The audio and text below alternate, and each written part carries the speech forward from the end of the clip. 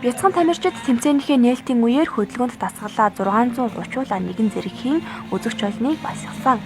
Тэдний энэхүү хөдөлгөөнд дасгалыг нийслэлийн 70 гаруй цэцэрлэгийн 3000 гаруй хүүхэд нэгэн зэргийг чадвартай болсныг нийслэлийн биеийн тамир спортын газраас онцолжуулаа.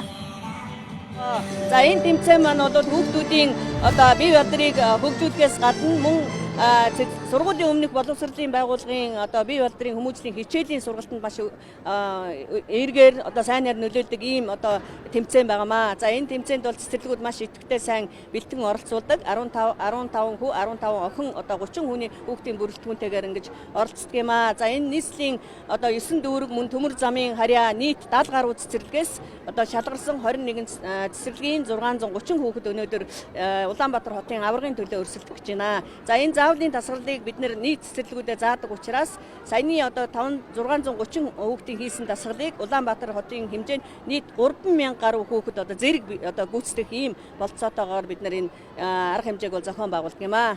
4-5 настай бяцхан хүүхдүүд уран хөдөлгөөнд гимнастикаар хичээллэх нь олон ач холбогдолтой байдаг байна.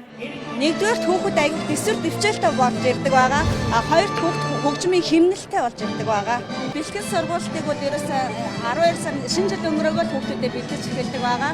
Хүүхдүүдээс асар хөрсөлтөөн дундаас жишээ нь бэлтгэлүүдийн 150 хүүхдээс шалгаад 30 хүүхдэд авч үздэг байгаа. Хэдийгээр уран хөдөлгөөнд гимнастикийн зарим элементүүд хүнд байдаг ч хүүхдүүд тэмцээндээ бэлдэн маш их хичээллэж хөдөлмөрлөж төвчээр гаргадагч бид уран хөдөлгөөнд гимнастиктай дуртай хэмээн ярьж байна. Манай цэцэрлэг Хангуул дүүргийн тэргүүний 65 дугаар цэцэрлэгийн бэлтгэл А бүлэг сурдаг.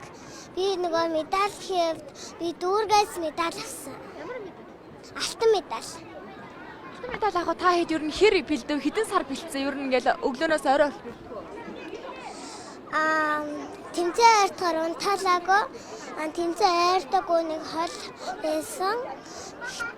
Тэгээд тэрэнд бол унтаалдаг байсан. Тэмцээн ойртохоос тэмцээн хэдхэн хоног болох гэж байгаа нөгөө биеийн тамирын багш маань биднийг унтуулаагүй. Өдөр бас бэлтгэл хийдэг байсан. Ер нь гимнастикаар хичээллэхийн хэцүү тал нь юу байдгийг, гоё тал нь юу байдгийг чамд гоё яа? Надад гоё байдаг. Гоё байдаг. Дасгал нь гоё байдаг. Хэцүү юм байх уу? Байхгүй. Энэ жилийн нийслэлийн уран хөдөлгөөнд гимнастикийн авраг багаар төмөр замын 5 дугаар цэцэрлэгийн багчууд шалгарсан бол 2 дугаар байрт нийслэлийн Баянгол дүүргийн 157 дугаар цэцэрлэгийн гимнастикчид, 3 дугаар байранд Хаанул дүүргийн тэргүүний 65 дугаар цэцэрлэгийн багчууд тус шалгарсан юм а. Эцэгчүүд болон үзэгчид хамгийн шилдэг, хамгийн бяцхан тамирчдаасаа урам зориг, эрч хүчийг авсан бизээ. Буян тухай спортын ордноос Лайв Ньюс мэдээллээ.